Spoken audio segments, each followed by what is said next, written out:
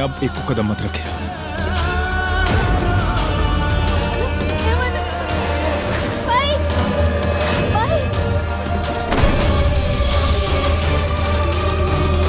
तो दोस्तों एक और वीडियो को लेकर आ गए हैं और आज की इस वीडियो में मैं आप सभी को बताने वाला हूं कि एक फिल्म को आप सभी के बीच यूट्यूब चैनल पर रिलीज किया जाने वाला है, जिस फिल्म का नाम है प्रीत का दामन 2। तो यही बताने वाला हूं कि इस फिल्म को कब और किस यूट्यूब चैनल पर रिलीज किया जाएगा, तो वीडियो को पूरा देखिएगा। और अगर आप सभी लोग हमारे यूट्यूब चैनल पर पहली बार आए हैं तो वीडियो को लाइक करके चैनल को सब्सक्राइब जरूर कर दीजिएगा। तो सबसे पहले आप सभी को बता दें कि प्रीत का दामन 2 इस फिल्म के स्टार कास्ट में नजर आएंगे संजना पांडे, आयुष्मान सिंह, संकेत पाठक, आर्यन राज, विनोद मिश्रा।